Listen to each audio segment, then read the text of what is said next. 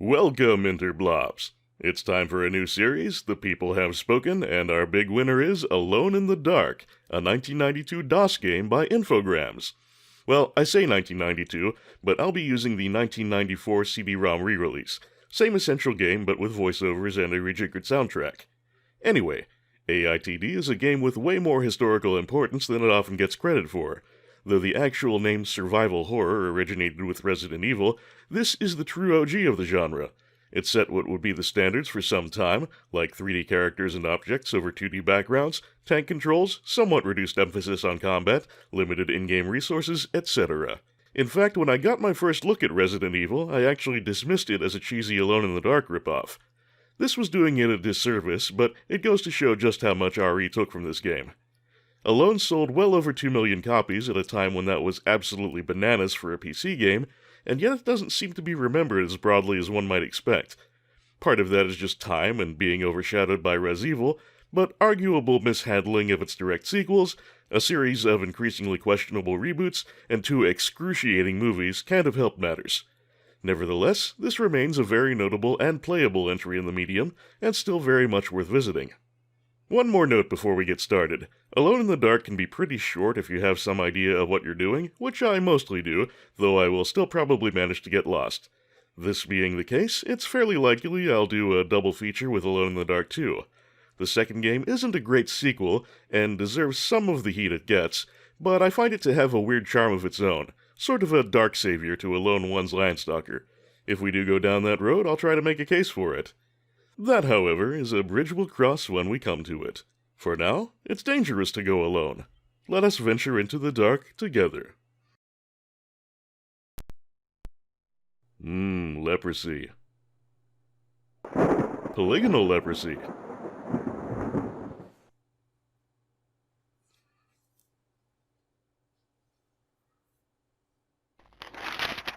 iMotion there refers to a publishing agreement between Infogrames, the developer of this game, and Interplay.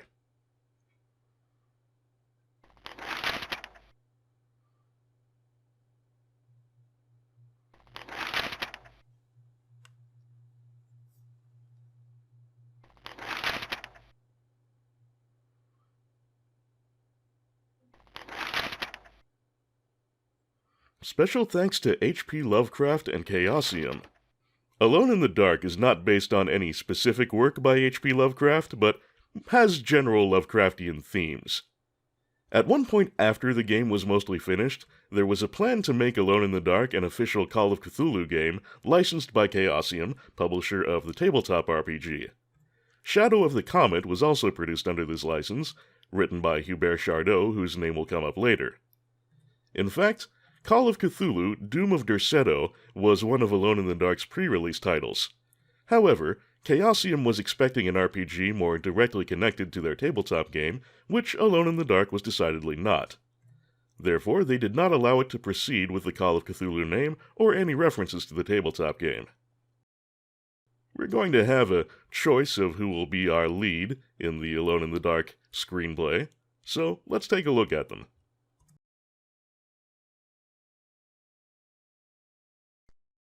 The attorney's letter came as a deep shock to me. My Uncle Jeremy had died by his own hand. The coroner's report was unequivocal. He hanged himself in the loft. Initial surprise and distress past, I considered the news. It seemed clear that Derceto had exercised a thoroughly morbid influence on my uncle's mind.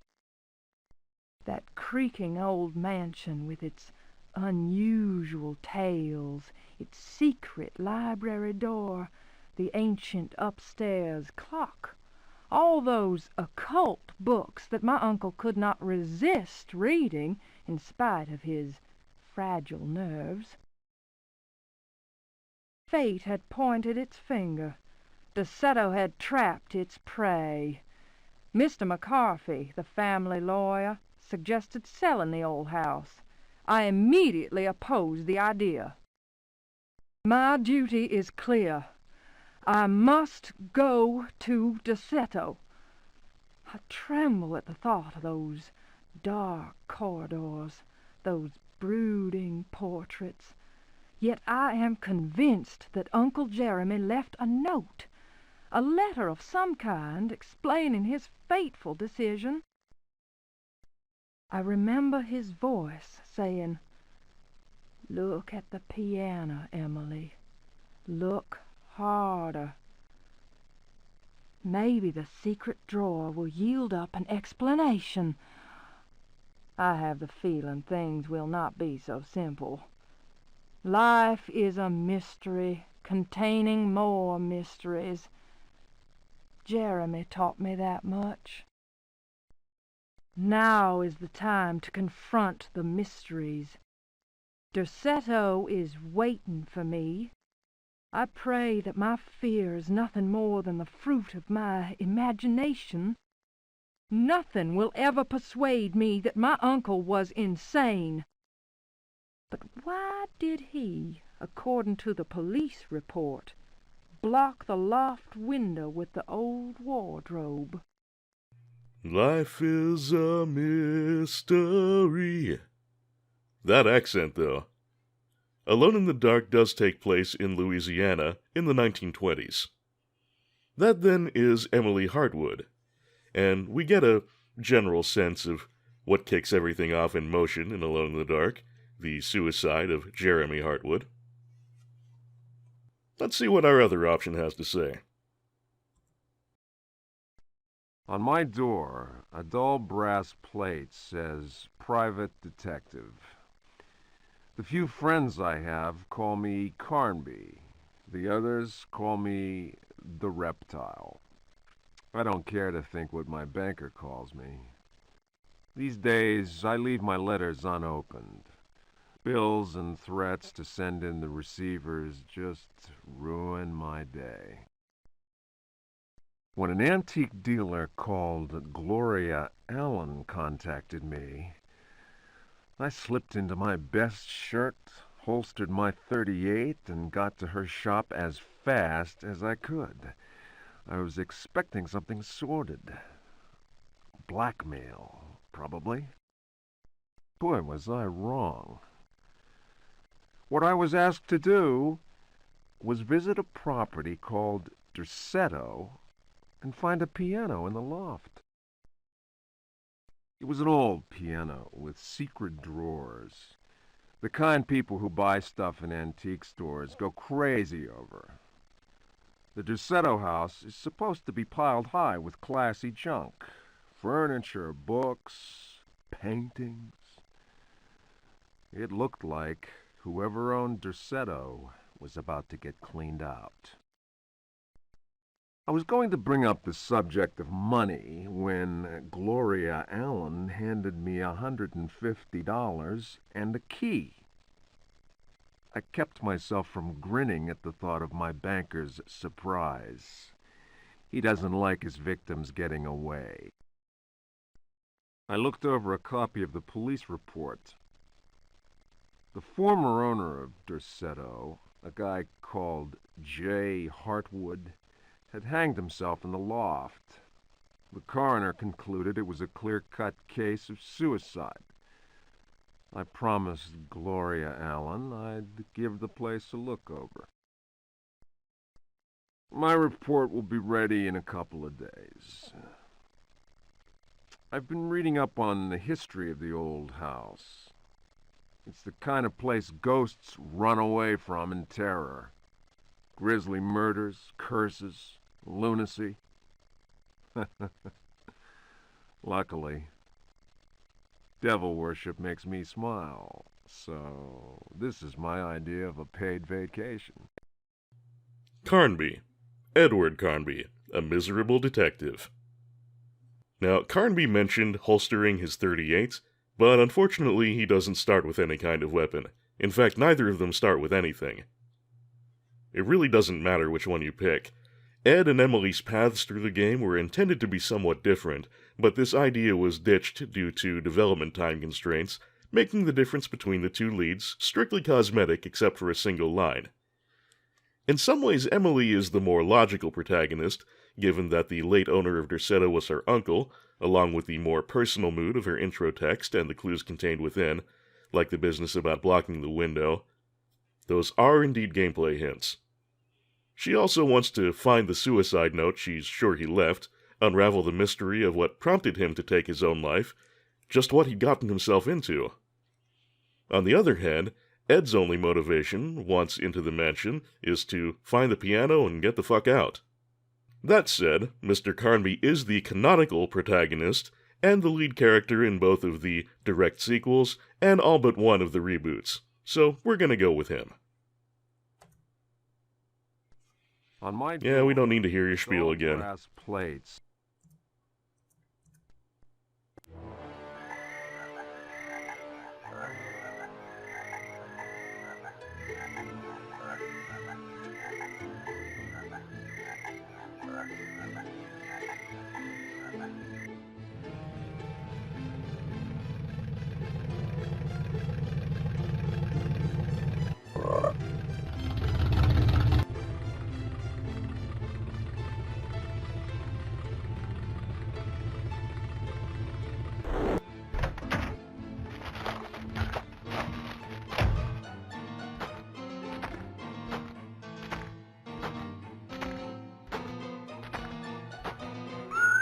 Something you may already be noticing is that rather than the pre-rendered backgrounds of Resident Evil, Alone in the Dark uses more of a traditional art.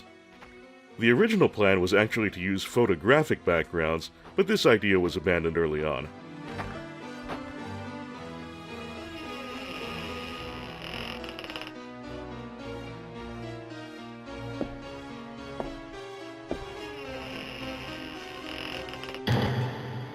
That can't be normal.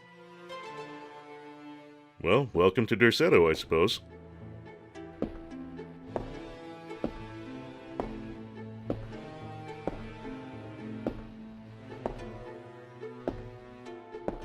This is all intro, by the way. I don't have control yet.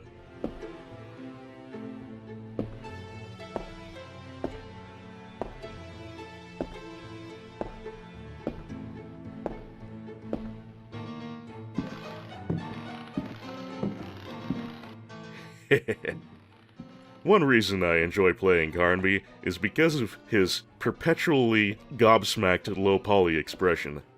I never get tired of it. See that suspicious-looking bit of floor there? That'll be important later.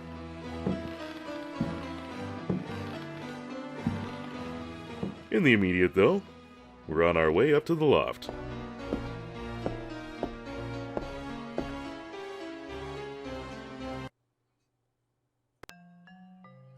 Now, I will go over basic mechanics in a moment, but there are a few things we need to do fairly quickly, so I'll get those out of the way. Emily mentioned Jeremy pushed the old wardrobe up here in front of the window, although she didn't know why.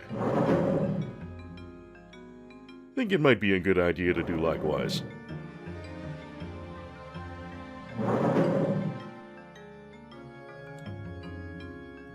A little further. That ought to do it. Emily also mentioned that Jeremy would tell her to look closer at the piano, and that there was a secret drawer. In fact, Carnby mentioned that too. So if you search the side of the piano here, you find a letter. Could that be the suicide letter Emily was hoping to find? Well, we'll find out in a bit, but before we read it, for starters, we're just going to set it down on this here trapdoor.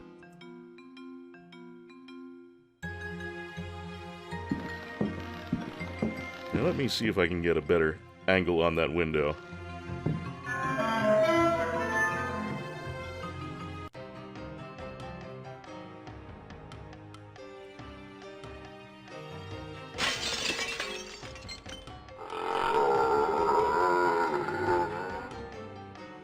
Well, something with quite a spooky voice just tried to break through the window, and did break the window, but couldn't get any further.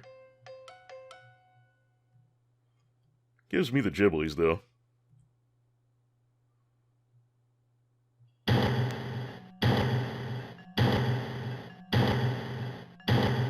And now, something just tried to come up through the trapdoor. but couldn't do it because we put the letter on top of it. What you're actually supposed to do is push this chest over the trapdoor in order to block it off, but in practice, anything will block it off, including just the suicide letter there at one corner of it. You yourself also count. You can just stand on the trapdoor. Anyway, we've just prevented 2 combats. Avoiding fights is pretty much always a good idea in Alone in the Dark when you can, and we'll have other looks at what was trying to come in through the window and the trapdoor. I guess it's safe to go ahead and read that letter now. They are coming! I have freed hellish forces, and now the price must be paid. Derceto is the prey of evil. The sun has set. They will find my body, but will not have my soul. I can imagine the master's fury and the terror in the hearts of his slaves. I hear their footsteps.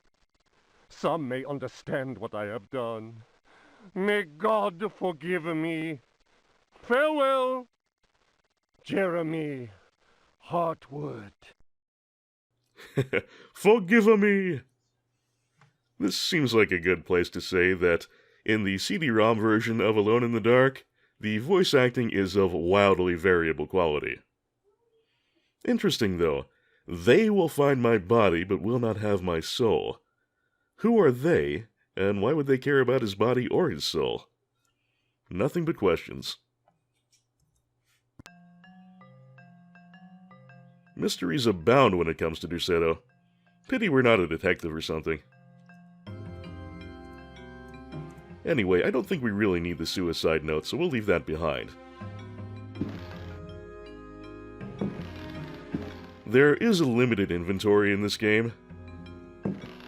It's not clearly explained anywhere on screen. The game will just tell you when you can't carry anything else. So, whenever you're done with something and you're confident you're done with it, it's a good idea to leave it behind. Now then, this is a good time to go over those basic mechanics I mentioned. You have tank controls. Fairly typical. Left and right to turn yourself. Up and down to walk you forward and backward. Alone in the Dark only has keyboard controls. You could always use something like Joy to Key to bind a controller to the keys, but I'm used to playing this with the keyboard, and so I will continue doing so. Hopefully the keys won't be too clacky. Now pressing Enter takes you to your Actions menu here. And then you can select from the 4 here. We'll start with Fight. And then holding down the space button, space bar I should say, sets you to doing whatever action you selected. In this case, holding down space puts me into a fighting stance.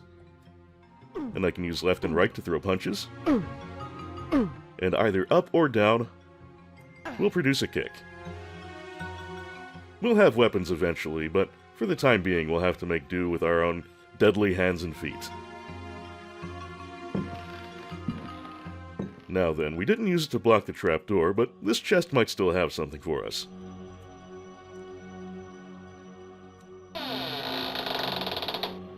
Hey, not bad. Looks like it has 4 shots. We'll keep that handy. Well, we didn't only come here for the piano, but maybe we'll have a look around, see if there's anything else Gloria Allen might pay good money for. Anything in this wardrobe? Oops, we don't want to fight it. We want to search it.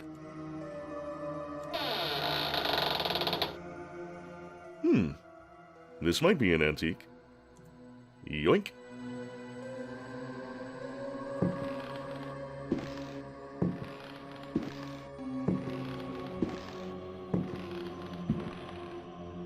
Oh, by the way, double tapping forward will make you run. Now then, anything of value perhaps in these bookshelves?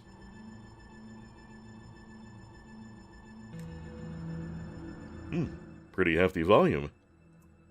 Maybe some kind of valuable first edition? Sorry for the jump cut, folks. There was a little technical difficulty there. but I think we're up and running again. And it did give me time to remember two things. First is that even if you leave the trapdoor uncovered and the window unblocked, you will never have to deal with two monsters at the same time up here in the attic. Generally speaking, throughout the game, you don't normally have to deal with more than one monster at a time, but definitely not here. The one at the trapdoor will not try to enter until the one at the window has either been blocked or killed. Anyway, I believe we had just found a potentially valuable old book.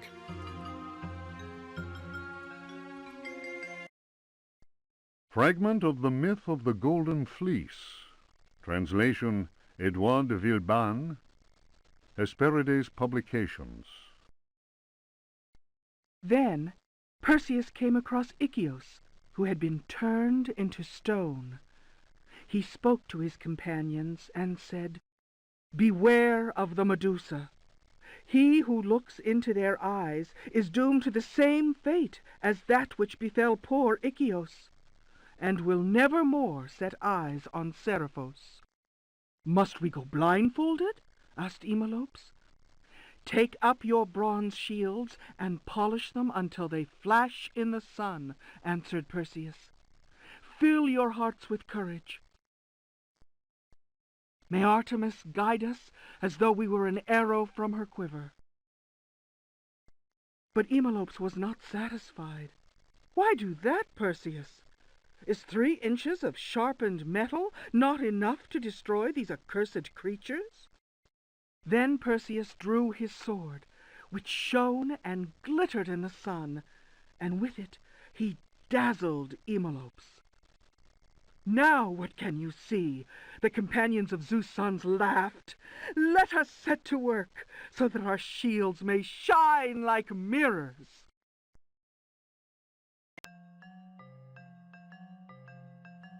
Ah, load of mythological codswallop.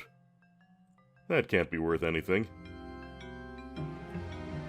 Since our inventory is limited, and you do want to get rid of things as soon as you're done with them, we'll get rid of the book and demonstrate the throw command.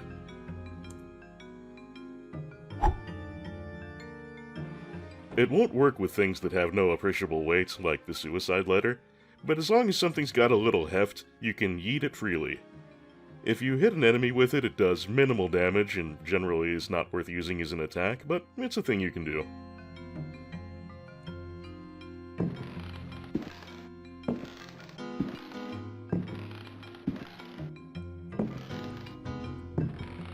Hey, nice lamp.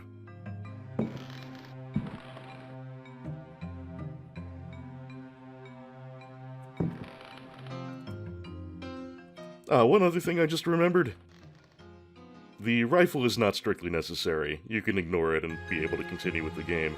In fact, there's only one strictly mandatory weapon in the game, and I'm not 100% sure about that one.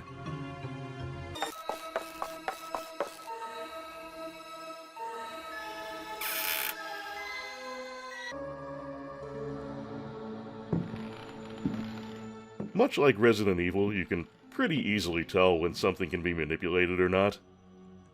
Anything that's not a part of the background is going to be very obviously polygonal, like the rocking horse here. We can give it a little bump and it'll rock back and forth. This serves no purpose, but something to play with. Anyway, we found our piano and a few little bonuses. Suppose it's about time we started making our way back to the car. We don't want to keep our driver waiting.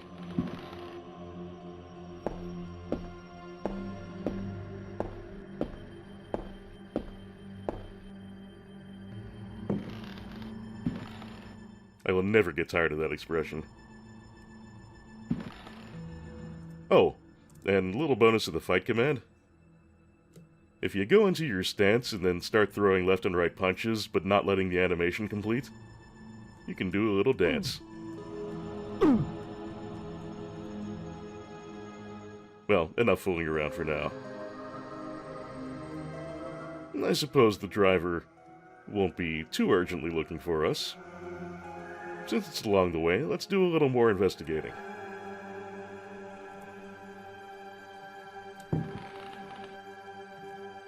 Nothing much in the cabinet over here. Or here. An oil can. Certainly not an item of any particular value, but we could use it back at home. I'll never turn down a little free fuel.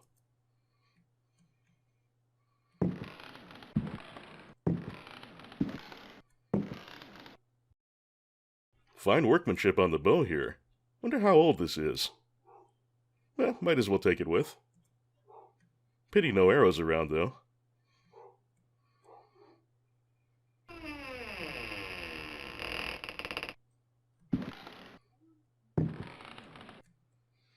Maybe I should make a few notes of my investigation while it's still fresh in my mind.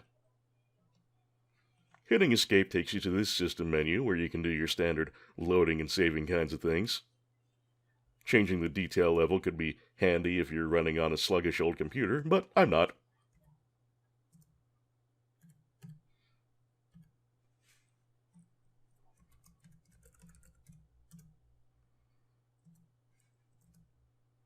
One nifty thing about the save system, it shows a little thumbnail of whatever you were doing and whatever room you were in at the time that you saved the game.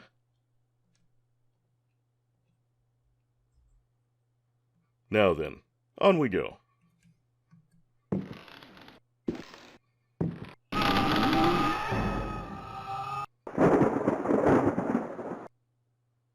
Well, remember what I said about that suspicious-looking floor being important later?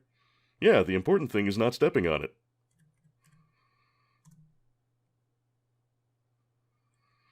Looks like we're going to have to find another way around.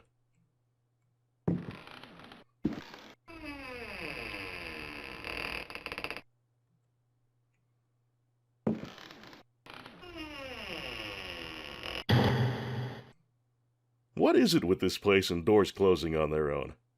Really kind of unnerving. Whether you close this door or not yourself, it's going to close. You can close it manually, but all that really does is save you the nice little surprise of having it close automatically when you step all the way through. Well, maybe there's something interesting stored in this old bedroom.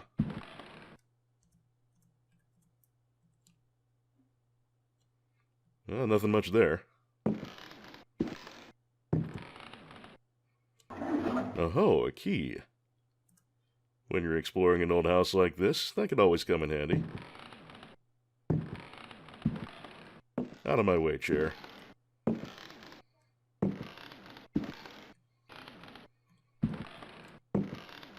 Locked.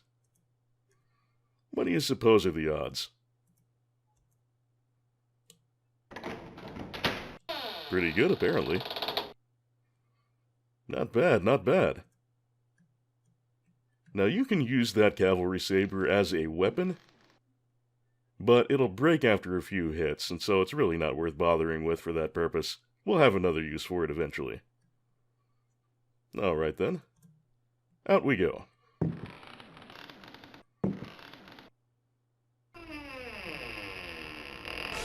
Eek! Yep, there's our first Zombocom. And this is the kind of enemy that was trying to make its way through the trapdoor that we blocked off.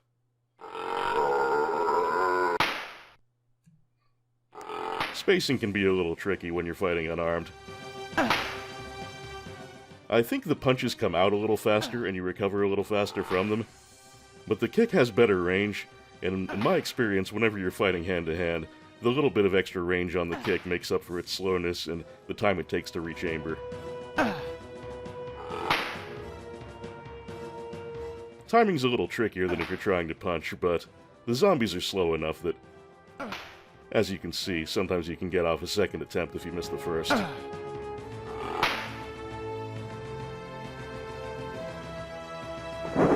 And when something goes up in bubbles, you know it's truly dead.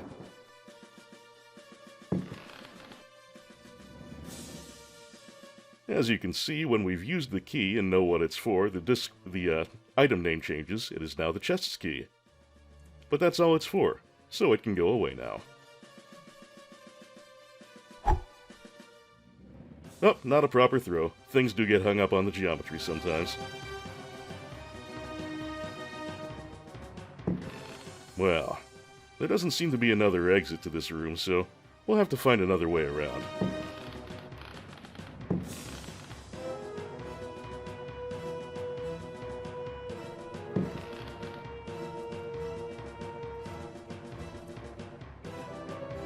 Maybe from this side?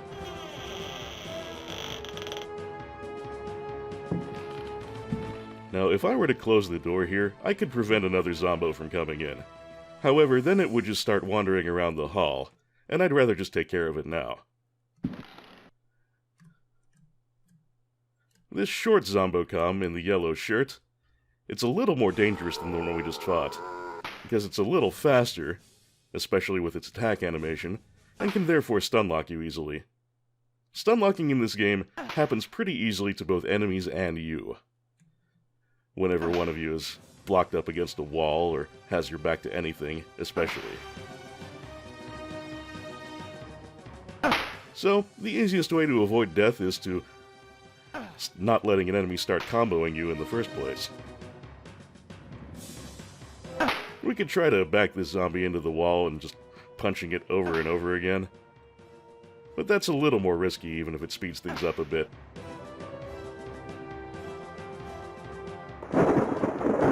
Piece of cake.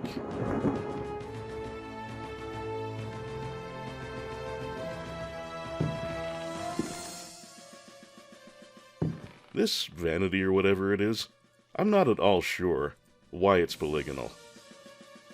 There's nothing to search. And you can push it around, but I don't know if there's any good reason to do so.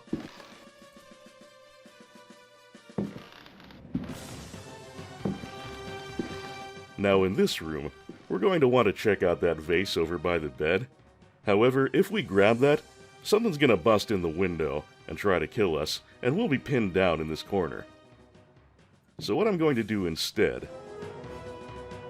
is just stand around for a little while, and eventually it'll spawn of its own accord.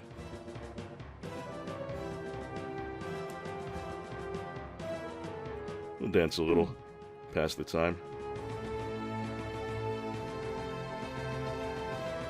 Eddie does move forward a little bit when doing the dance, so that's something I'll have to keep in mind. Not that I plan to cut too many rugs over the course of this game, but sometimes it'll be fun to burn a little time that way.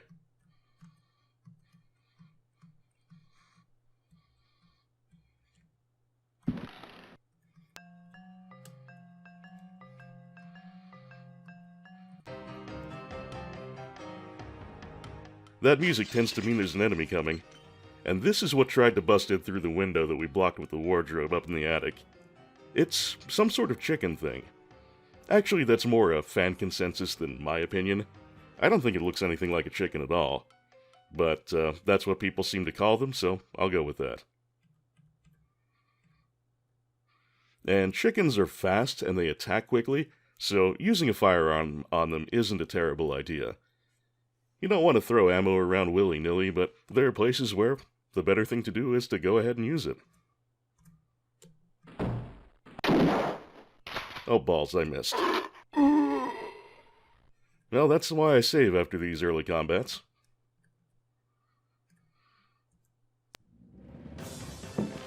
Lining up a shot can be kind of difficult because there's no aiming assistance in this game. Let's just go ahead and get the rifle out straight away.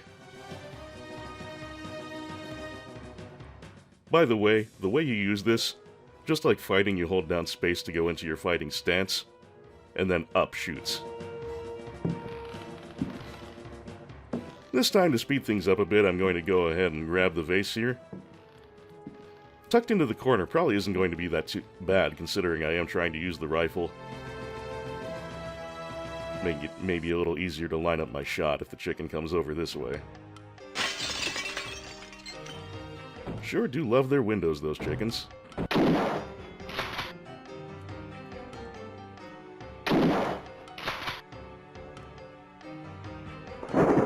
2 shots and fare you well. And we're still unscathed.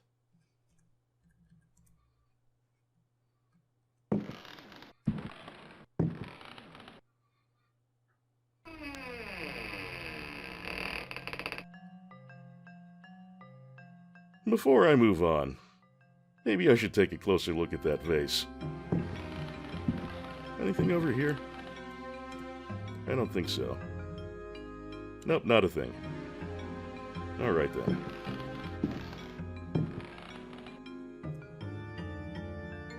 Ugh, tacky, tacky, tacky. Can't stand the sight of it.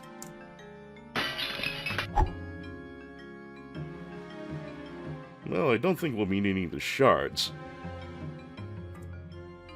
But this is nice.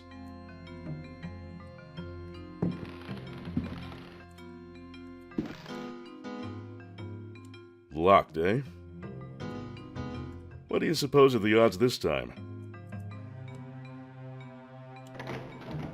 Must be my lucky day. These look pretty old. I wonder what Ms. Allen will think of them.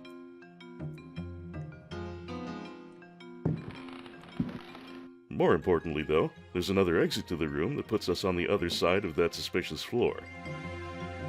No more falling to our death in our immediate future, at least. Ah, just a bathroom. Probably nothing good here. But sometimes it pays to be thorough.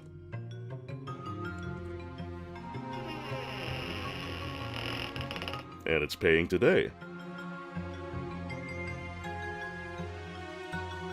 Over there in the lower left, that 20 to the left of Carnby's spinning model, that is your health. And there is no maximum HP in this game, at least not that it's possible to reach over the course of the game with all the healing items. So anytime you find any kind of healing stuff, there's no reason not to use it right away. Ooh, Dr. Carnby's Happy Juice. Bottoms up.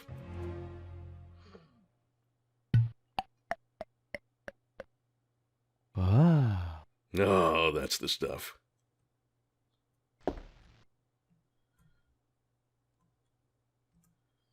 Well, we get left with the empty flask and the first aid case after that. But they're no good to us, so, man, I can't throw to save my life today.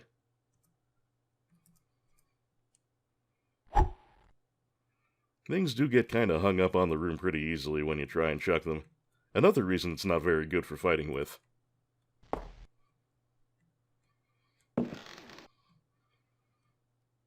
Well, I think we've checked out this area closely enough.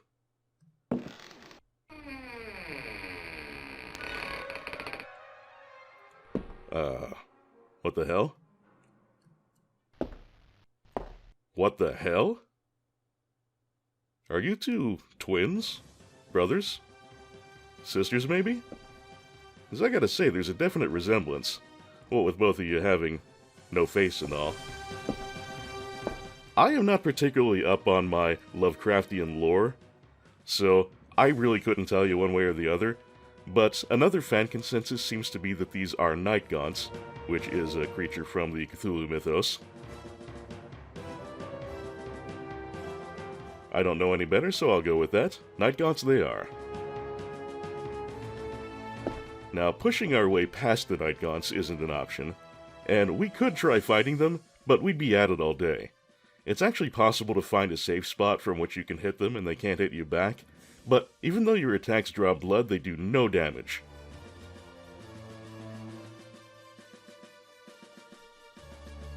And there's another reason it's a very bad idea to try fighting the night gaunts.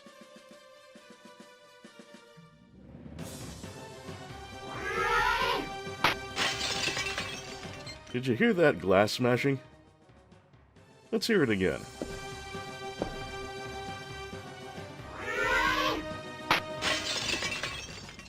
Yep, that's twice. And now we have two small broken mirrors. Any hit from an enemy while you're holding these little mirrors will break one of them. And breaking even one renders the game unwinnable, so we are now in a dead man walking state. We don't want that. So let's reload.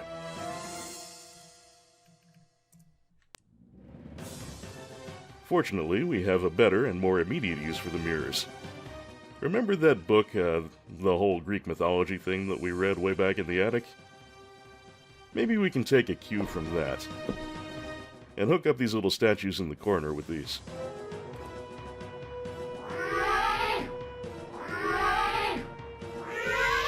Wow, our Nightgone friend here really doesn't like the sight of his own reflection. Come on, man, you're not that ugly. You don't have a face at all. Yeah, perhaps what's sauce for the goose will be sauce for the gander.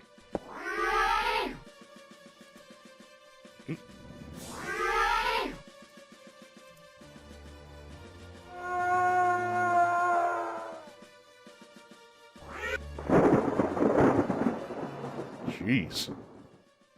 The sight of your true self can be rather unnerving. But I think that's going a little far. Well, these little statues in the corner have been good friends. I guess we can let them keep this bit of treasure. There's nothing we can do to take it back anyway. I also just realized I still have the dresser key, and we're certainly not going to be using that anymore.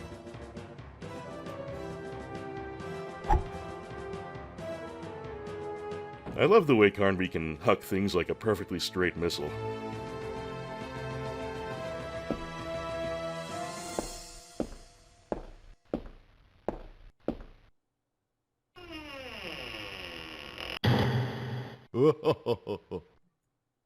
That can't be normal either, and I think I've had about enough of this place. Zombies, chicken monsters, creepy batwing creatures. I just came here to check out a piano, dude. I can't have none of this. We'll make a few quick extra notes, and then I'm getting the hell out of Derceto.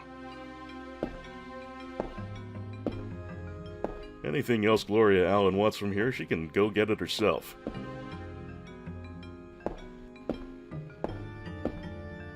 Main hallway. A short jaunt to freedom.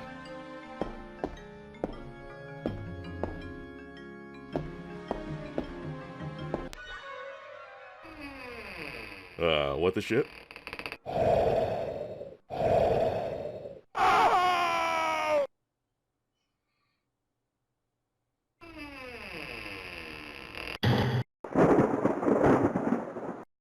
I see.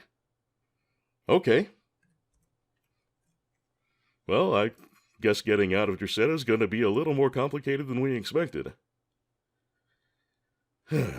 We're just going to have to find another path, or at least some way to remove the Eldritch Abomination sitting out at the front porch.